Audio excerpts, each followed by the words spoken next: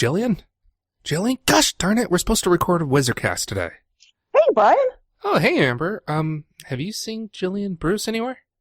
No, should I have? Well, she was going to be my new co-host for the WizardCast, but she's gone missing, just like Mark did.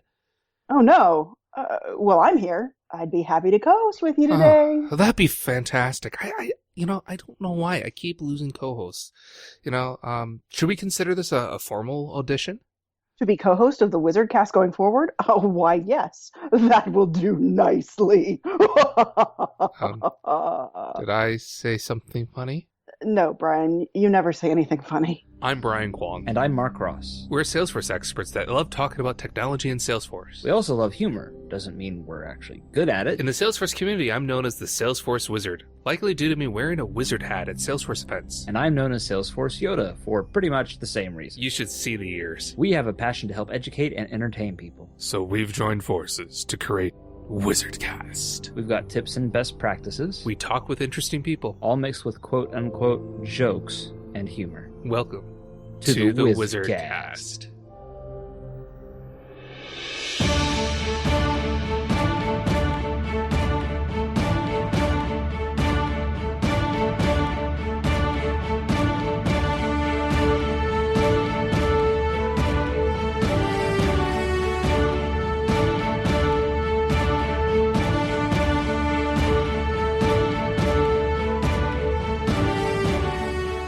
So, Amber, I saw an ad for Burial Plus, and I thought to myself, this is the last thing I need. Wait, was that the joke? Yes, that was the joke. It wasn't really funny. I mean, it was punny. Like saying, eBay is so useless, I tried to look up lighters, and all they had was 13,749 matches. But that's not really a joke. eBay really had 13,749 matches? Sure. Okay, anyway, so my co-host today is a multi-year Salesforce MVP, a fellow Flonatic, and she is currently the CRM platform owner at Rapid7. So give a WizardCast welcome to Amber Boaz. Hi, Brian, you do know that the studio is empty, right? There's no one here to applaud? Yeah, people don't need to know that. We'll fix it in post, we'll put audio and applause in, everything will be fine.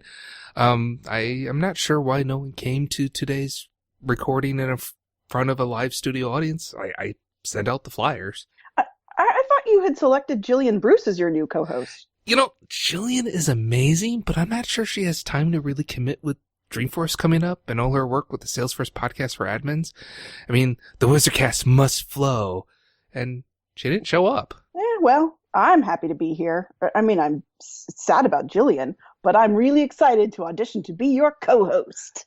It's okay. Well, let's give it our best shot. So let's see what you got. All right, well, it's time to thank our sponsors that made this episode possible. No, I'm sorry, Amber. I do the sponsor. WizardCast is sponsored by Widgets Incorporated, makers of old-fashioned authentic Dingema-flingers. 3 out of 10 dentists recommend Widgets Inc. for all your whiz-bang needs. Do not look directly at Dingema-flingers. Direct eye contact may cause your Dingema-flinger to explode. May cause headaches, flatulence, watery eyes, or chronic knee itching. Tax, title, and document fees not included. Your mileage may vary. Equal opportunity employer. Dingema-fingers? Yes. I don't remember talking to these people. How did they become a sponsor? I think it had something to do with the NyQuil. Oh. Wait, I'm sorry. What NyQuil? Yes. Okay, then. For those of you at home, you don't see the crazy look Amber's currently giving to me. Well, let's just move this audition along. I don't know you know this, but Dreamforce is coming up in November. And, last episode of the WizardCast, we talked with Jillian Bruce. Hi, Jillian. I wish you showed up for work today. About some of the exclusive things happening in the admin area at Dreamforce. It's all very exciting. I know. So we know the best way to experience Dreamforce is to register, book a hotel, and travel, and simply just show up. Nothing else, right? No, there's a little more to it than that. Why? Well, there's, I don't know how many thousands of sessions and keynotes and concerts and ways to give back. There's lots going on. Okay, so you're suggesting that you should do some pre-Dreamforce prep? I'm thinking maybe that's a good idea. Okay, Well, how far in advance do you start getting ready for Dreamforce? The day after last Dreamforce started? You're kidding me. No, I'm lame like that. I've already bought my compression socks. I'm sorry, what are compression socks? Ooh, compression socks are magical and will make Dreamforce a pleasurable experience. They're not made by Widgets Incorporated, but Okay, I compression. was going to say it sounds like a sponsor spot. It does, but it's not. So compression socks are socks that are meant to compress your feet and ankles and calves. You can get them to go up as high up your legs as you want, but I only get them just below the knee. And what they do is they keep your feet from swelling, basically.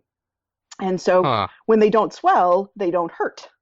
And so at the end of the day, you're really glad to take your compression socks off, but your feet are not swollen. And so your shoes don't hurt at the end of the day, and you're not uncomfortable all day. It is very much a quality of life improvement. So I may or may not have bought compression socks with lightning on them because lightning. Okay. And so did most of my Salesforce Saturday folks. They bought compression socks with lightning on them. You see, what I did, I was the trade show minion back when I was in sales. So I went to all the trade shows, and the way that I solved my swollen feet problem was when the trade show was done, go back to the hotel room, fill up the ice machine, the thing at the ice machine, you know, the little insulated bucket you have. Yeah. And then I dumped that into the wastebasket, fill the wastebasket halfway up with water, and I doused my feet in freezing cold ice water. Always did the trick, but it wasn't exactly pleasant. Felt good after you took your feet out. But so compression socks sounds like a potential thing to have.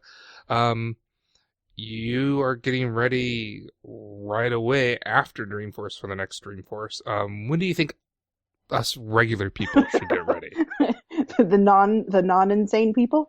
Yes. So the rumor on the street is Agenda Builder is going to come out in a few weeks. And so knowing what sessions you want to attend is a good idea. I would have a discussion with the other folks in my company who are going to Dreamforce so that we can divide and conquer about what sorts of things we want to investigate or see, and make sure that we weren't, all sitting in the same session when one person could be there and taking notes for everybody. So kind of planning what sort of content to go to, but also, planning time for the expo, planning time for the parties. Sometimes near the end of the week, I plan a nap time. Because I am old and need a nap. Well, where do you take your naps? Because not all of us are going to be able to get a hotel right in the center. Yeah, they're downtown. I mean, there's people across the bay. That's true. The beanbag chairs are. I have seen people napping in the beanbag chairs. Really? Oh yeah. No harm, no foul there. And if the weather's pretty, napping outside on the Dream Park, there on Howard Street. I've seen that done. There was a hammock last year, a couple hammocks. There was some napping happening. I love me a good hammock. I know, right? And a hammock right in the middle of everything, right in the middle of the chaos, is oddly relaxing. So I'm going to tell you something. I give this advice every year, and every year I ignore it for myself. and that is, don't overdo it on sessions. Yeah. Right? Yeah. So I remember very strongly my first Dreamforce, actually almost all my Dreamforces, where I essentially went to sessions back to back to back to back to back to back. Oof. And it was an exhausting day, and you kind of walk away with, I have no idea what I just did today. Right. And I missed out. I mean, there were years I never even saw the expo or some of the other special areas. So my recommendation is, don't jam-pack yourself with sessions. Give yourself some room. And what you should really do is, before Session Builder goes live or Agenda Builder goes live, you should write a list of what are your top 5 things you want to learn at Dreamforce, and then prioritize to that. Yep. And I know my priority list used to be, it's just changed a little bit over the years, but when I first was going to Dreamforce, it was hands-on training, followed by sessions that hit my top 5. Then the keynotes, back when there was like 40 bazillion keynotes, right? And then after that, it was anything else. The only problem was, by the time I got to the anything else, there wasn't any time left for the anything else. Yep. So, but Well, and that, getting in between the spaces, right? Like oh yeah, the campus especially is now. huge, right? Right. So my strategy is to do no more than 2 sessions a day, which I know doesn't sound like much, but it Yeah, you're really, right. It doesn't. but one in the morning, one in the afternoon, um, and get some networking in and meet with folks. The keynotes take up a big chunk of time, but you don't have to watch the keynotes in the main room. Dreamforce is big enough now that you can watch it streaming from from closer to your next session, so Yeah. that you're not, right I, in the throng of humanity. I admit, I actually watched the keynote one year in my hotel room. Oh yeah. Because I was so exhausted, I didn't feel like getting up, going down the Moscone. Yep. Yeah, and that's perfectly an option. The other thing to be aware of is a lot of sessions are actually getting recorded, and then the videos are being released. Now, admittedly, it can take sometimes weeks, and sometimes the video that got recorded doesn't actually ever get released because, someone goes out there and does like something with the roadmap, and those roadmap ones, they don't like to release those as videos. Right. But most of everything else does get available. So that means, a month or so after Dreamforce, you'll be able to go to the sessions you missed and watch the presentation that way. Well, and to your point, a lot of the stuff is streaming live. So even if you can't come to Dreamforce for whatever reason, budgetary, family, work, kids, whatever, the keynotes are live, streamed live, and a lot of the content, to your point about being recorded, a lot of it is streamed live. So Dreamforce is a time of year. I like, it's an event, and for those of us who will physically be there, it's an event. But it's also a time of year when folks are sharing information and being a part of the broader Dreamforce world. So, it's kind of amazing. So when I think of the stuff that I pack, there's a couple things I have over the years have decided are must-haves. So the first one is a battery pack. So you can get these on Amazon a whole bunch. I actually have like 3 or 4 different battery packs for charging tablets and phones on the go, because while there will be places to plug in and charge, you don't want to rely on them because they're highly sought after. If you want to make friends, get yourself the kind that lets you charge more than one device at the same time and bring an extra cord. If you really want to make friends, also pack a light power strip to bring. So when you do find that outlet, you can plug the power strip in and go from there. And believe me, you will make friends quickly. Very true. Very true. What's on your list of must-have items, Amber? Not my laptop. I do my level best to not bring my laptop. A, because carting it around is a total pain. And B, because the chances that there's any sort of Wi-Fi signal for me to do any real work is pretty low. I have a tablet that I bring, and I use Evernote to take notes, but because it can take them offline, I could do that with my laptop as well, but it's heavier. And why would you bring heavy when you can bring light? Right. Because you're going to be carrying it around all day. And that's, and all day is 14 hours, not 6 or 7, right? It's right. Up and down and around and inside and outside. And who knows what the weather's going to be like. I mean, it could be chaos. Probably. And it often is. And it probably will be. So, something, if you can read your own handwriting, unlike me, just a notebook and pen is perfectly reasonable. My handwriting is atrocious and no one should ever be subjected to it. And so I, use Evernote on my tablet.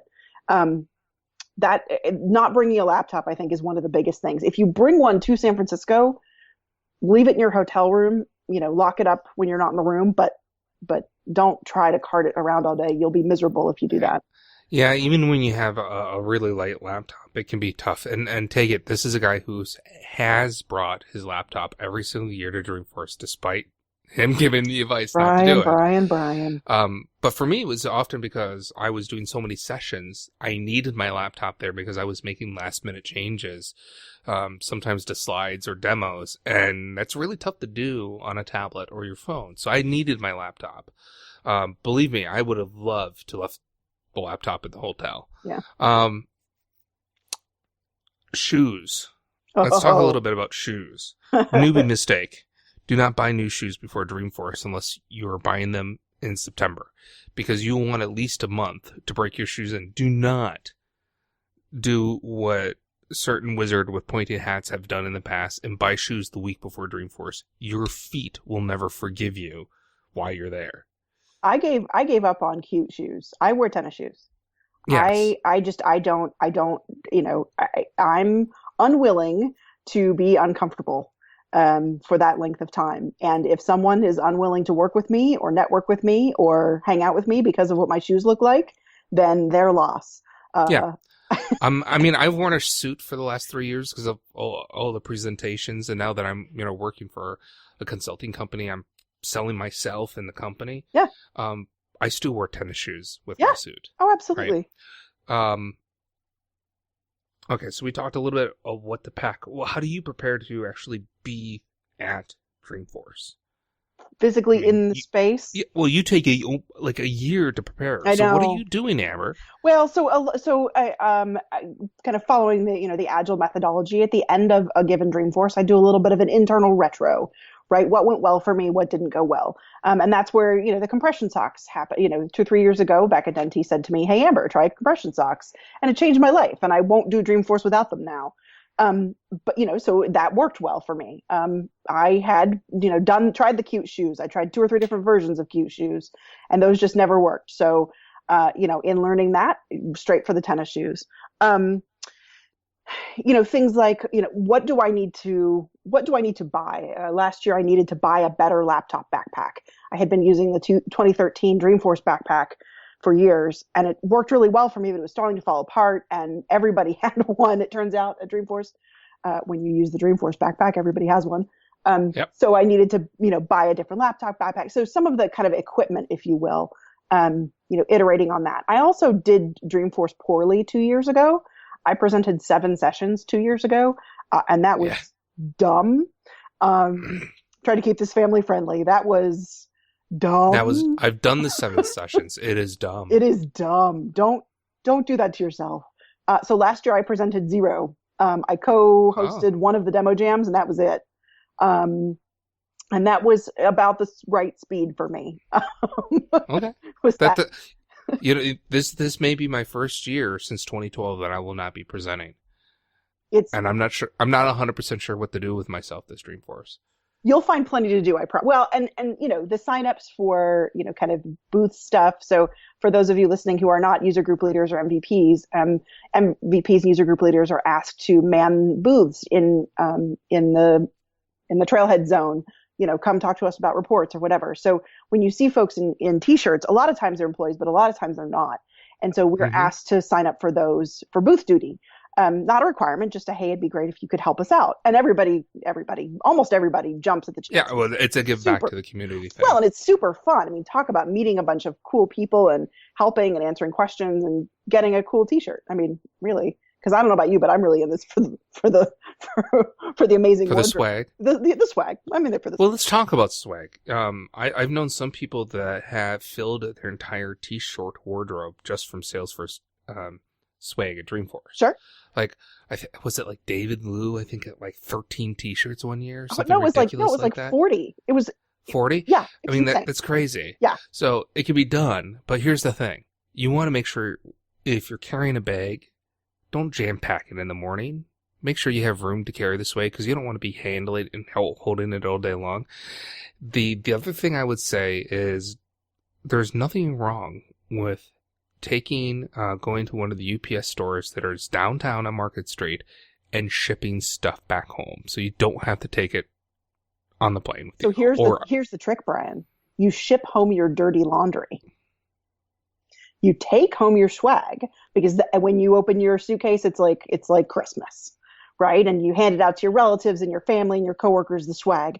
And then 3 days later, after you've recovered, your dirty laundry shows up and you dump it right into the washer and dryer or send it out for dry cleaning, and you're all back to normal. All is right with the world. Brilliant. Also, fun fact. Oftentimes they do the books where they give away the books. You can go in and get. Oh yeah, like usually at the admin or dev zone, there will be a place Yeah. like a library type thing to get books. So the last few years, it's been little boxes to take you to a Trailhead module, not an actual book. Right. Well, if you have a bunch of books, those ship through the U.S. Postal Service at a reduced rate. It's a media rate. Be sure to ask for that when you go to ship it. Huh. I know. Fun fact. I did not know that. See, you've learned something today. So when you go to ship stuff home, shipping the books, makes your luggage less Much heavy. lighter. Much lighter. And is cheaper to ship than your dirty laundry. So, nice. I know. Isn't that fun? Okay, so other fun things.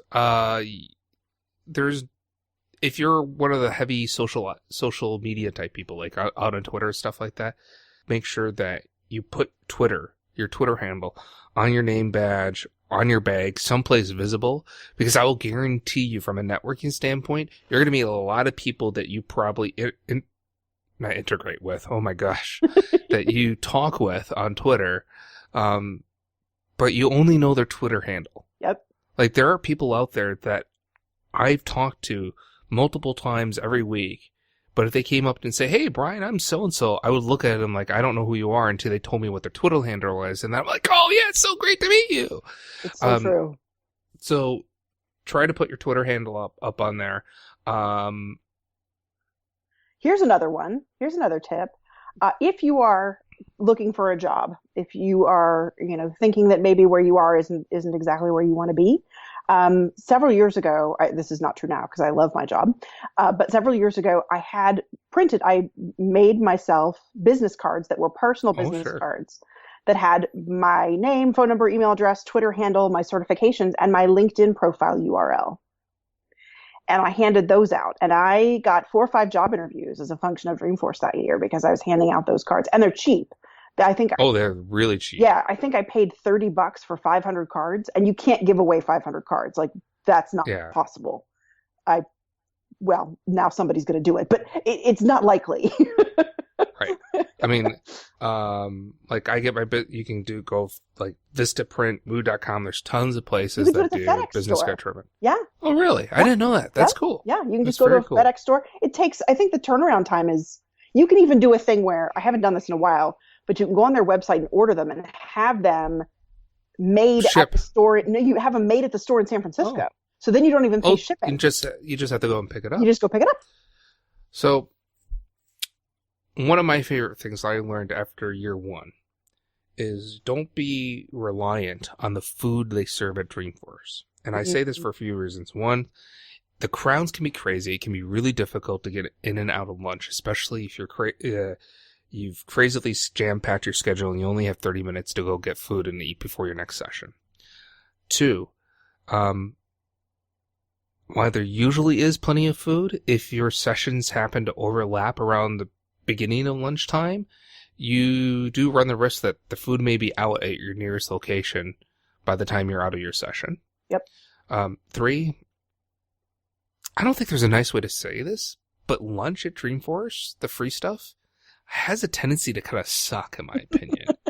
It does tend that way. It does tend towards suckiness. Yeah, I don't think I've ever sat down for one of the free Dreamforce lunches and go, my God, this is good. So what I've done is the first day I get into town is I go buy some snacks, food. Yep. And they can be healthy snack food. You can go get raisins or carrots or something, but something you don't have to refrigerate because you're going to be carrying it around with you. You can go grab them. There's, a super Target that's right downtown that's really easy to get in and out of. There's a whole bunch of little places off of Market Street where you can buy food. One of my terrible secrets, I don't know if I ever shared this with you, Amber, when I was down there, but there's a Chinese bakery, Eastern Bakery off of Grant Street in Chinatown, not too far away from my favorite dim sum place, where I will hopefully be holding another dim sum get together.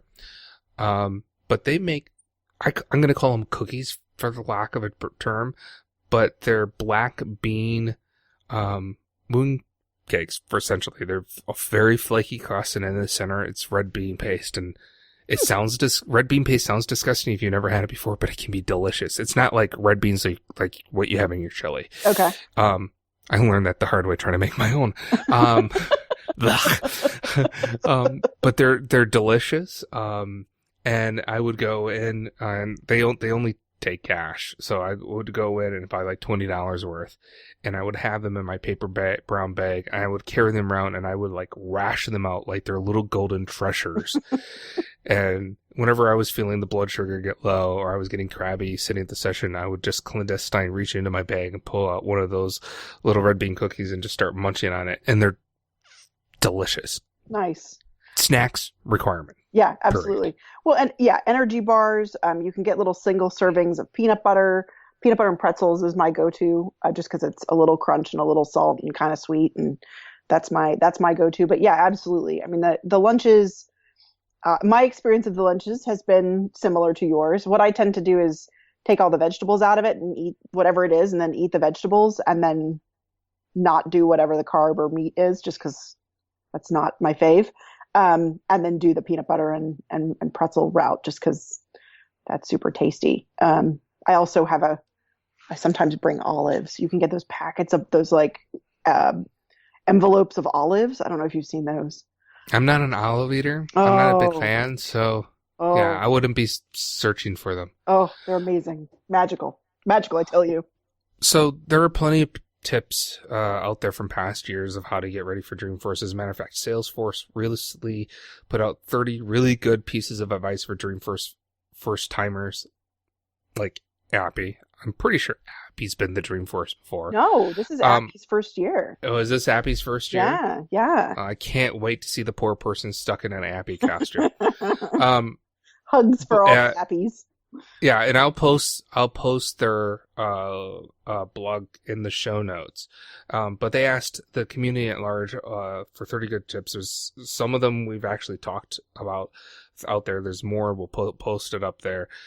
Amber, what is the one advice, or knowing you, multiple pieces of advice that you have for people to get ready for Dreamforce and what to do after Dreamforce that is often overlooked and not included on those wonderful lists that get compiled every single year?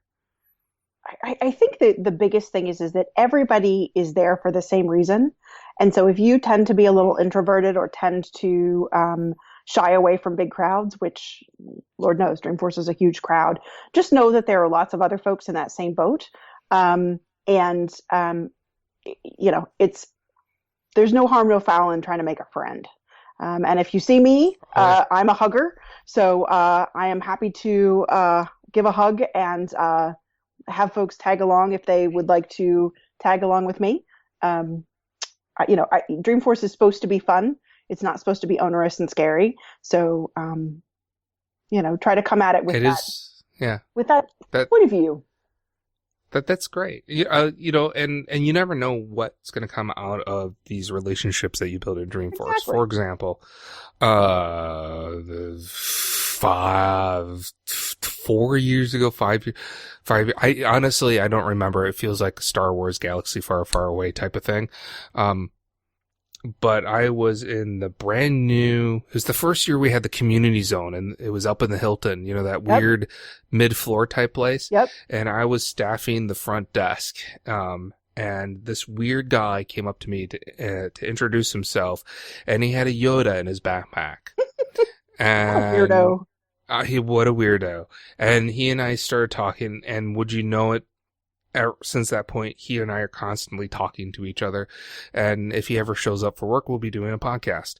So Dreamforce relationships can have a huge impact on your life and bring a lot of value. So there's nothing wrong with striking up a conversation.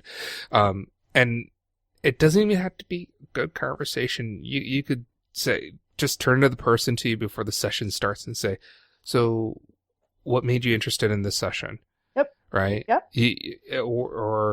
I've heard some really lame, like, pickup line style conversation starters. What's a smart person like you doing in a session like this type of thing? As long as you're respectful, people are going to respond typically kindly. And those who don't, you don't need to talk to. Yeah. I mean, there's going to be, what, 160,000 or Yeah. something like that? Yeah. There's going to be folks. plenty of people for you to basically say, if one person doesn't want to talk to you, there are plenty of other people who will want to talk to you. So don't feel hesitant to just start a conversation with someone. I don't know about you, but chances are I'm probably going to be hanging out in the admin area. Yep. Maybe skulking around the admin theater that Jillian talked about last time.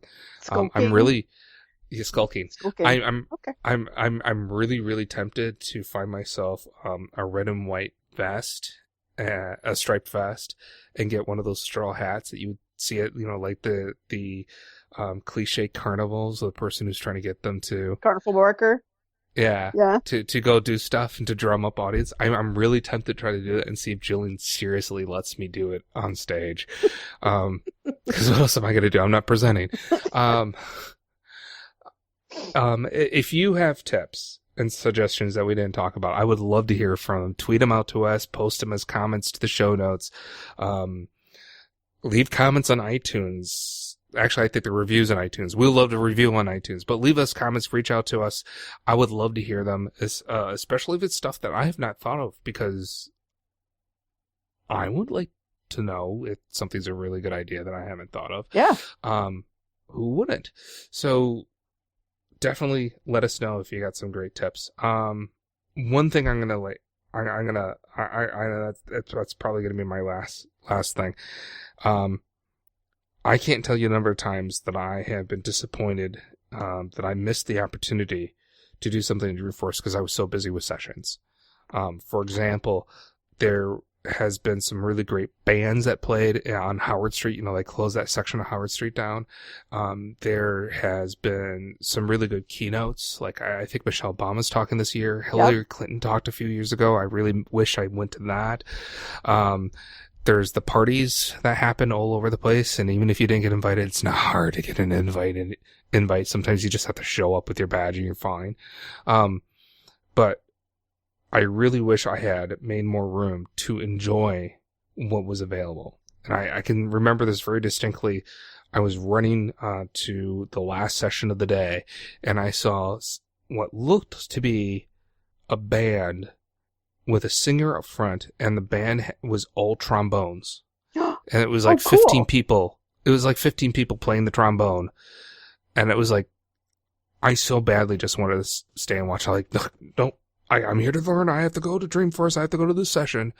And I missed out on that. And that's something, there's cool things like that you want to make sure that you don't miss. So my final piece of advice is, even if it's on your calendar, don't be afraid to change your calendar if you see something cooler or more interesting out there. You're there for the experience and you're there to learn. And you never know who you could run into by going to one of those things. You could sit down next to Amber or another MVP or extremely knowledgeable person and make a friend for a lifetime. It's true. It's very true. Be our friends. We're friendly. Yeah, and I'm more friendly than Brian. And that said, I do. You're more friendly than me.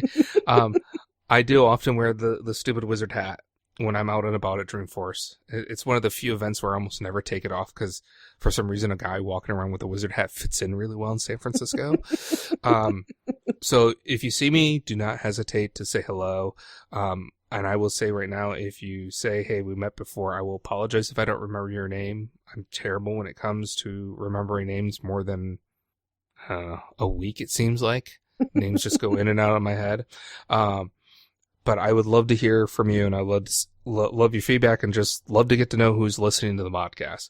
So definitely feel free to reach out. So the last thing I'm going to throw out there for people is, if you haven't seen the tweet, I am trying to put together this concept called the Voices of Ohana. Okay. I have a really simple script that's out there that is pretty much nothing more than doing an introduction. Okay. And I would love to get as many of these as possible. I'm trying to, hopefully before the 27th of September, because I need the time to put the audio together. So I do have a lot posts out at thewizardnews.com. If you go out there, take a look at it. It gives you the information how to contact that. And Amber would do an example. You ready, Amber? Sure. So the script is, welcome, I'm your name and job title from your organization, and you're listening to the WizardCast. So welcome. Oh, okay, sure. Are you ready? Yeah. Welcome. I'm Amber Boaz with Rapid7. Welcome to the WizardCast. And that's all it is. That's easy. So, yeah, it's very easy.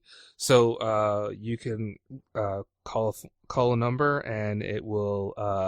You can leave a voice message, or you can record it some other way and email it to us.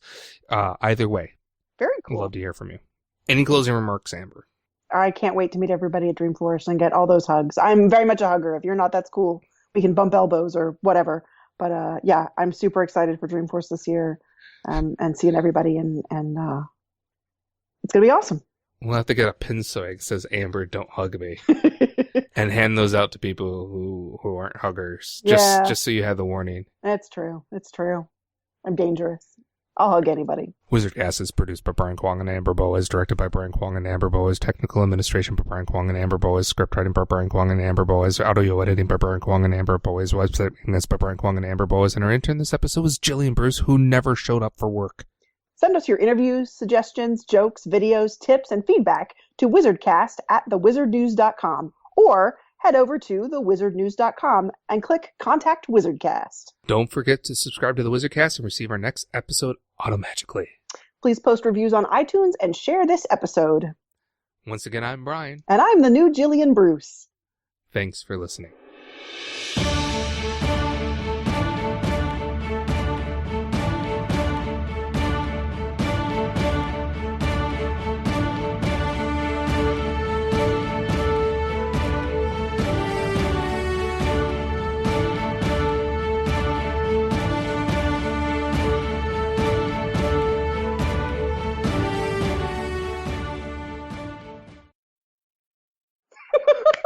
I love it.